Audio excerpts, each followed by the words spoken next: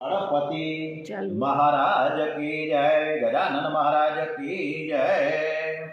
ओम वक्रतुंड महाकाय सूर्यकोटि समप्रभ निर्विघ्नं कुरु मे देव सर्वकार्येषु सर्वदा। ओम श्री गणपति महाराज की जय, हनुमान जी महाराज की जय। ओम श्री रामचंद्र भगवान की जय, श्री गायत्री मात की जय। ओम श्री सोमनाथ महादेव की जय। ओम श्री भारत माता की जय। वंदे वेद मातरम। સૌનું કરો કલ્યાણ, સર્વે ભવંતુ સુખીનઃ, સર્વે સંતો નિરામયા। બધાનું જ કલ્યાણ થાય, દરેક આરોગ્યપ્રદ જીવન જીવે, કોઈનામાં કુબુદ્ધિ ન પ્રવેશે, એવા સરસ મજાની પ્રાર્થના સાથે આજે નાગ પાંચમ છે, આજે નાગ પૂજન છે। આજે માલ બાપાને પણ નમસ્કાર સાથે, કેશોદ જતા રસ્તામાં માલ બાપા આવે તો માલ બાપાના ચરણોમાં વંદન સાથે માગસર સુદ પાંચમ, આજે માગસર સુદ પાંચમ છે અને 25મી નવેમ્બર છે, મંગળવારનો દિવસ છે। આજની કથા આપણે સરસ રીતે શ્રી કૃષ્ણ પરમાત્માને સંભળાવીએ છીએ એવા ભાવ સાથે। ભગવાન આપણી કથા સાંભળે જ છે એવા દ્રઢ વિશ્વાસ સાથે શ્રી કૃષ્ણ કનૈયાલાલ કી જય। ઉદ્ધવજી કહે છે કે કૃષ્ણ ભગવાનને કે તમે મારી સાથે આવો, મને એકલા જતા બીક લાગે। ત્યારે આ પરમાત્મા કૃષ્ણ ભગવાન ઉદ્ધવજીને કહે છે કે હું તારી સાથે ન આવી શકું, તારે એકલાએ જ જવાનું છે, પરંતુ હું તારામાં છું, તું મારું સ્મરણ કરીને એટલે એ જ વખતે હું હાજર થઈ જઈશ, જરા ચિંતા કરો માં તમે। આમ કહીને શ્રી કૃષ્ણ ભગવાને ઉદ્ધવજીને પાદુકા આપી। ઉદ્ધવજીએ માની લીધું કે હવે કૃષ્ણ મારી સાથે છે, આ પાદુકા નથી, આ તો પ્રત્યક્ષ પરમાત્મા મારી સાથે આવ્યા છે। ઉદ્ધવનો પ્રેમ એવો છે કે તે પાદુકામાં પરમાત્માને નિહાળે છે। ઉદ્ધવજીએ ચરણ પાદુકા મસ્તક ઉપર રાખી છે। રામાયણમાં પણ આવું જ એક સરસ મજાનું વર્ણન છે। ચિત્રકૂટમાં જ્યારે રામજી પધાર્યા હતા ત્યારે અયોધ્યાથી ભરતજી બધા જ કુટુંબ કબીલાઓની સાથે, લોકોની સાથે મળવા ગયા।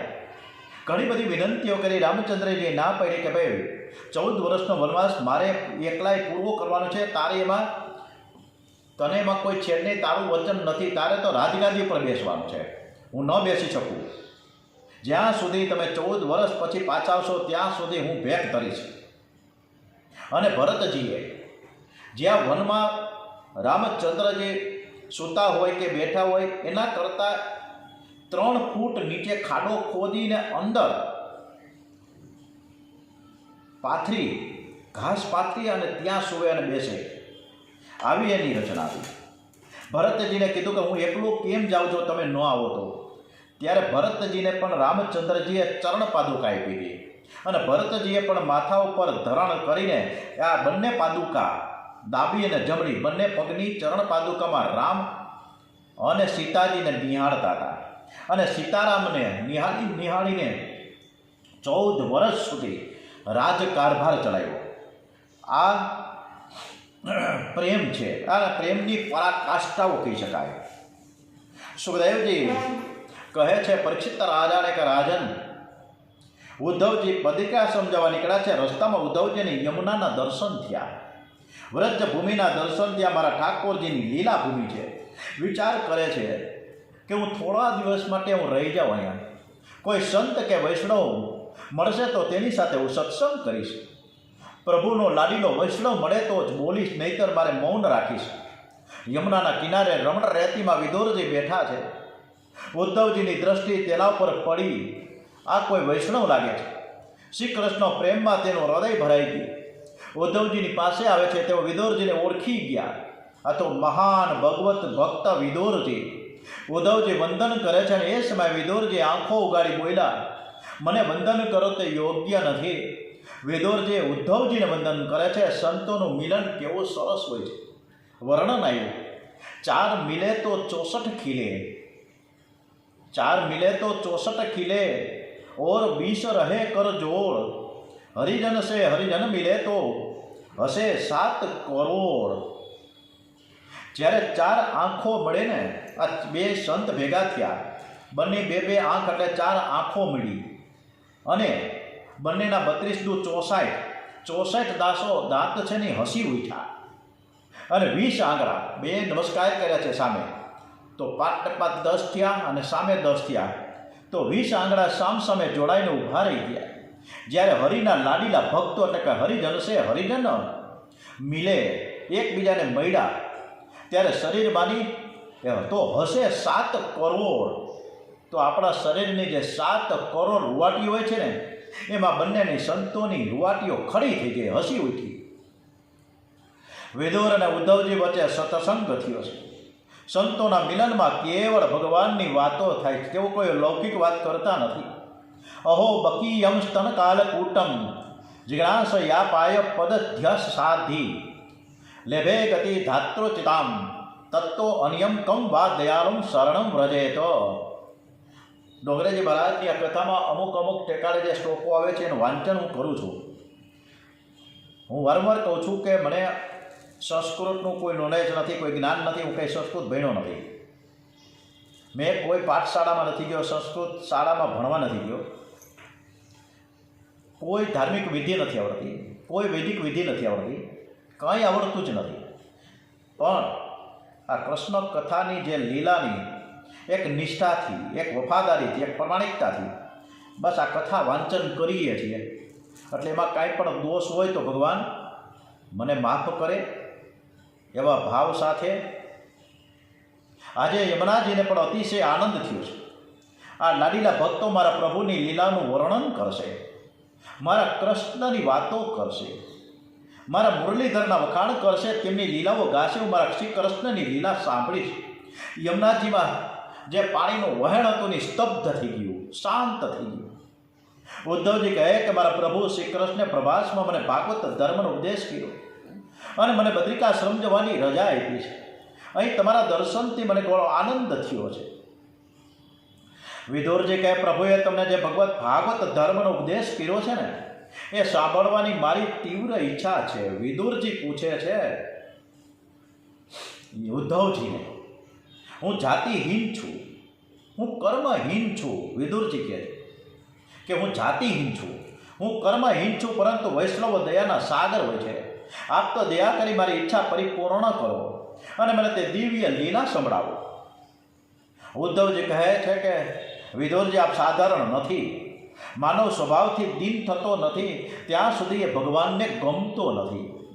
જ્યાં જ્યાં કૃષ્ણ દર્શનની ભાવના કરશો ને, ત્યાં ત્યાં દૈન્ય ભાવ થશે. વિદુરજી હું શું કહું? ભગવાન જ્યારે મળ્યા ને ત્યારે મને ઉપદેશ કર્યો, ત્યારે મૈત્રીજી ત્યાં બેઠા હતા. વસુદેવ દેવકીને નહીં પણ પ્રભુને, તમને ત્રણ વસુદેવને દેવકીને યાદ નહોતા કર્યા, એટલા વખત તમને ત્રણ વખત યાદ કર્યા છે કે મારો વિદુર મને મળ્યો નહીં. મેં એકવાર વિદુરના ઘરની ભાજી ખાધેલી અને મીઠાશ હજુ મને ભૂલાતી નથી. ભગવાન જેને મારો કહે છે તેનો બેડો પાર થઈ જાય. સાધારણ વ્યવહારમાં પણ જીવ જલ્દીથી કહેતો નથી કે તું મારો છે. જીવ મંદિરમાં જઈને ભગવાનને કહે છે. આપણે બધા શું કહીએ છીએ ભગવાનને? ત્વમેવ માતા ચ પિતા ત્વમેવ બંધુ જ સખા ત્વમેવ વેદ્યા દ્રવિણમ ત્વમેવ સર્વ મમ દેવ. તમે જ મારા સર્વસ્વ છો, તમે જ મારા માતા પિતા. હું તારો છું. અને ઘેર આવીને પોતાની પત્નીને એમ કહે કે હું તારો છું. મંદિરમાં જે ભગવાનનો હતો તે ઘેર આવીને બીજાનો થઈ ગયો. એટલે ભગવાન એ રીતે પ્રસન્ન થાય. અને એવા કહેતા પણ નથી કોઈ કે તું મારો છે. જ્યાં સુધી જગતમાં મનુષ્ય કોઈ જીવનો છે ત્યાં સુધી તે ભગવાનનો થઈ શકતો નથી. ભગવાનને રોજ મનાવો. એકવાર કહી દો કે તું મારો છે, અને ભગવાન જ્યારે કહેશે કે તું મારો, અને ત્યારે બ્રહ્મ સંબંધ થઈ ગયો. તુલસીદાસજી કહ્યું છે કે મારા જેવા કામીને મારો કહેતા રામજીને શરમ આવે છે. હું તો તુલસીદાસજી, આપણે હમણાં જ રામચરિતમાનસ વાંચ્યો ને, તુલસીદાસજીને અનેક સરસ મજાની ચોપાઈઓ, છતાંય તુલસીદાસજી એમ કહે છે કે મને મારો કહેતા રામજીને શરમ આવે છે, કારણ કે હું તો રામજીના આંગણામાં એક બેઠેલો કૂતરો છું. રામજી, મને તમારા આંગણામાં બેસવા દેજો, મને અપનાવજો. તુલસી કૂતા રામ કા મોતિયા મેરા નામ, કંઠે દોરી પ્રેમ કી જીત ખેંચો ઉત જાય. મેં તો તમારા નામનો જે પટ્ટો છે ને ગળામાં પહેરી રાખ્યો છે. હું તો પાપી છું પણ છું તો તમારો ને, હું તો કૂતરો છું પણ છું તો રામજીનો ને. પરમાત્માએ મને અપનાવ્યો છે. ભક્તિ કરો તો એવી કરો કે ભગવાનને તમારું સ્મરણ થાય, ભગવાન તમને યાદ કરે. વિદુરજીને ભગવાનને 3 વખત યાદ કરેલા છે. તેમ વિદુરજી પૂછે કે ઉદ્ધવજી, તું શું ખરેખર મારા ભગવાને મને યાદ કર્યો તો? ઉદ્ધવજી કહે છે, વિદુરજી, તમે તો ભાગ્યશાળી છો. ભગવાને તમને એક વખત નહીં પણ 3 વખત યાદ કર્યા હતા. ભગવાને તમારા માટે મૈત્રીજીને ખાસ આજ્ઞા કરી કે બધાને મેં આપ્યું, પણ વિદુરજીને કંઈ આપ્યું નથી. સીતાજીએ પણ એકવાર રામચંદ્રજીને કીધું હતું, રાજ્યાભિષેક પૂરા થઈ ગયા પછી, કે આ બધાને તમે ન્યોછાવર ભેટો આપી, પુરસ્કાર આપ્યા, બક્ષિસ આપી, પણ હનુમાનજીને તમે કેમ ન આપી? મૈત્રીજીને કહે, જ્યારે પણ મારો વિદુર તમને મળે ત્યારે તેમને ભાગવત ધર્મનું જ્ઞાન જરૂર આપજો. આ વાત સાંભળીને વિદુરજીની આંખમાંથી આંસુ નીકળી પડ્યા. મારા જેવા પાપીને પણ પ્રભુ ભૂલતા નથી. મને મારો કહીને બોલાવ્યો. વિદુરજી પ્રેમથી વિહવળ થઈને રડી ઉઠ્યા. આત્માનમ ચ કુરુશ્રેષ્ઠ કૃષ્ણેન મનશ્રેષ્ઠ્યમ ધ્યાયન ગતે ભાગવતે રૂરુ રોદ પ્રેમ વિહવલ. ઉદ્ધવજીના મુખેથી ભગવાનના પ્રશંસનીય કર્મ અને આ પ્રકારે અંતર્ધ્યાન થયાના સમાચાર સાંભળીને તથા ભગવાનને પરમધામ જવાના સમયે પણ મને યાદ કર્યો એવું જાણે વિદુરજી પ્રેમથી વિહવળ થઈને રડવા લાગ્યા છે. વિદુરજી બદ્રિકાશ્રમ જવા નીકળ્યા અને વિદુરજી મૈત્રી ઋષિના આશ્રમ વળી જવા નીકળ્યા. યમુનાજીએ કૃપા કરી વિદુરજીને 9ધા ભક્તિનું દાન કર્યું છે, પણ જ્ઞાન અને વૈરાગ્ય વગર ભક્તિ દ્રઢ થતી નથી. જ્ઞાન અને વૈરાગ્યનું દાન છે ને ગંગાજી કરે છે. વિદુરજી ગંગા કિનારે આવે છે. તેમનું હૃદય પીગળો છે. એ ગંગાજીને સાષ્ટાંગ વંદન કરે છે, ગંગાજીમાં સ્નાન કરે છે, વિચાર કરે કે આ ગંગાજીના પથ્થર મારા કરતાં પણ મહાન છે.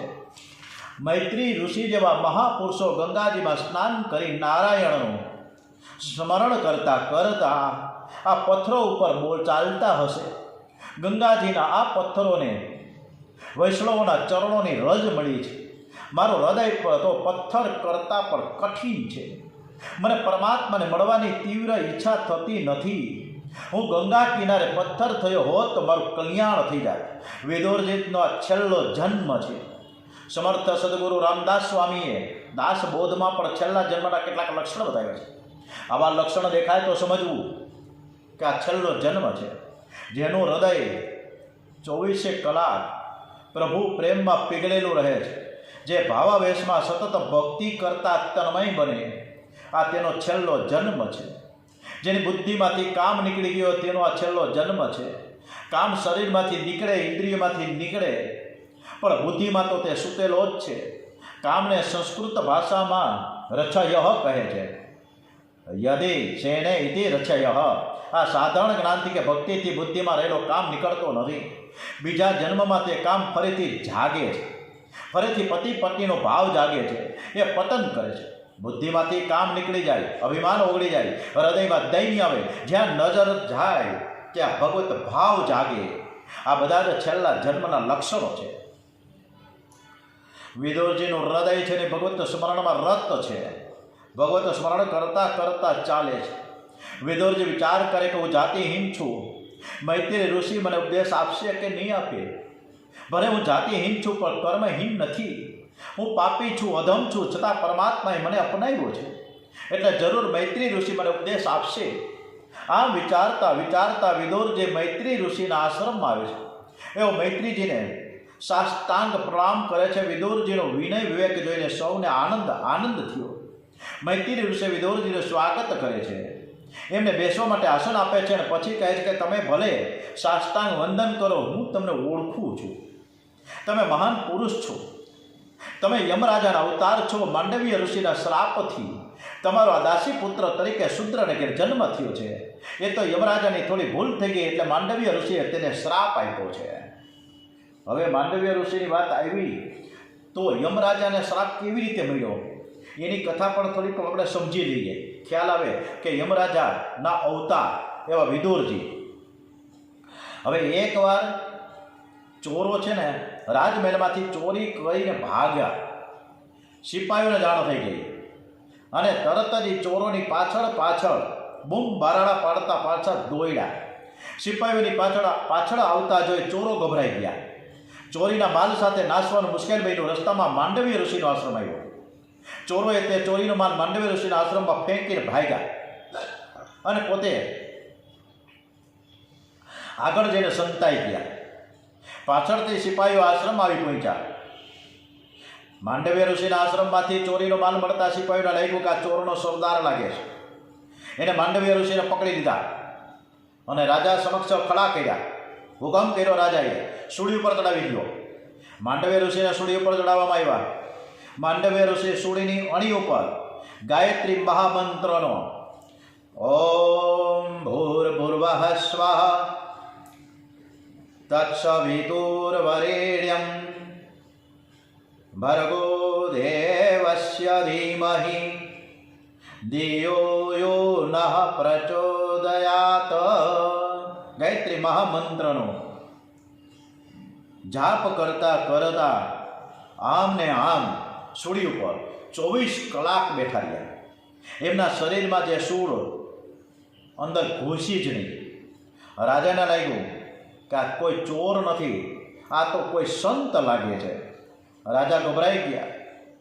માંડવીય ઋષિને સૂળી ઉપરથી ઉતાર્યા. બધી જ હકીકત જાણી. રાજાને ખૂબ જ દુઃખ થયું, પગે લાગી ગયા. માંડવીય ઋષિની માફી પણ ખૂબ જ માંગી છે.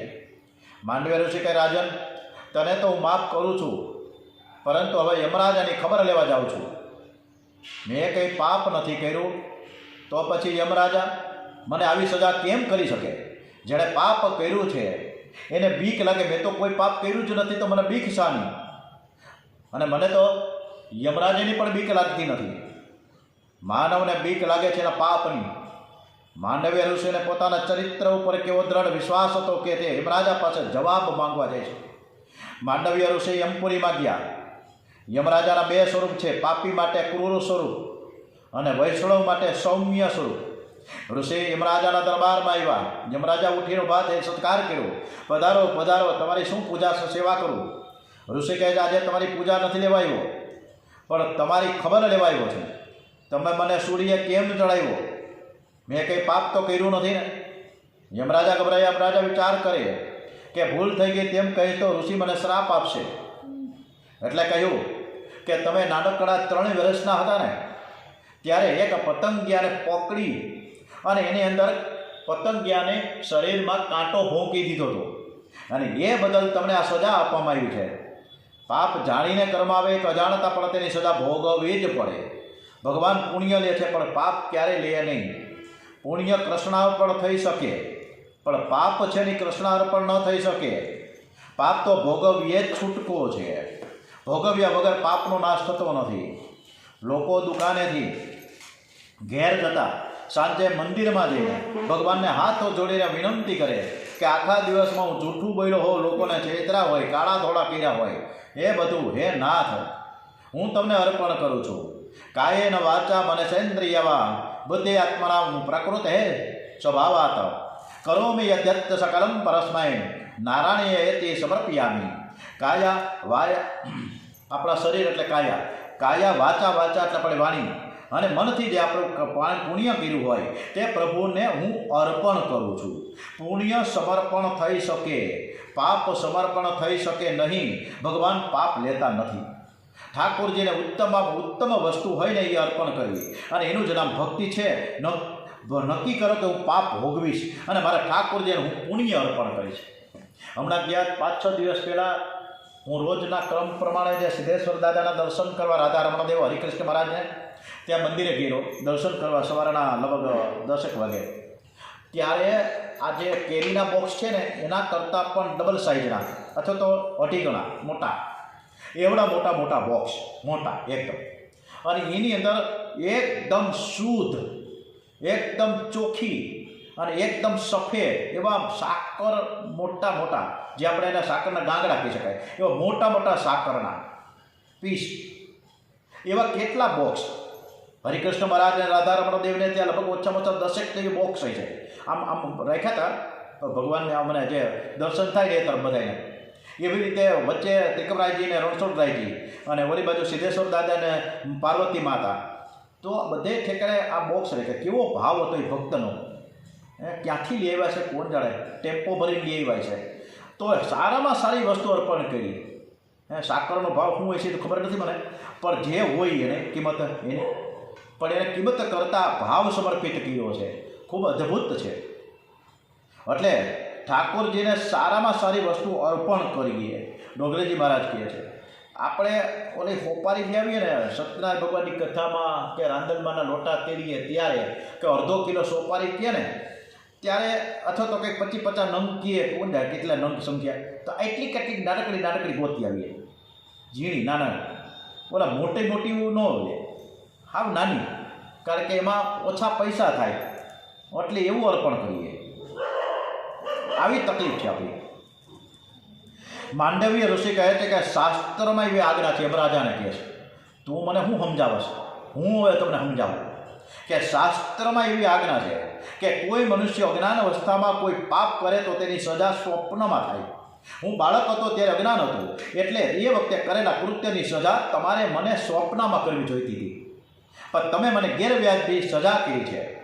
અને તેથી યમરાજાને કહે છે કે હું તમને હવે શ્રાપ આપું છું કે જાઓ, તમારો જન્મ શુદ્ર યોનિમાં થશે. અને આથી યમરાજા દાસીના ઘેર વિદુર તરીકે જન્મ્યા છે. દેવની ભૂલ થાય તો તે મનુષ્ય દેવની ભૂલ થાય ને તો તે મનુષ્ય બને, માનવ બને, અને મનુષ્યની ભૂલ થાય ને તો તે પશુ બને.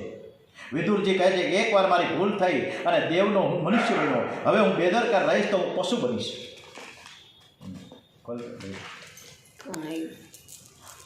ત્યારબાદ વિદુરજી મૈત્રીજીને અનેક પ્રશ્નો પૂછે છે. સુખાય કર્માણી કરોતિ લોકો ન તે સુખમ વાન્યતુપાવરમ વા વિદંતે ભૂયસ્તત્ત એવ દુઃખમ યદત્ર યુક્તમ ભગવાન વદેન્નઃ. ભગવાન અકર્તા હોવા છતાં કલ્પના આરંભમાં સૃષ્ટિની ઉત્પત્તિ એને કેવી રીતે કરી?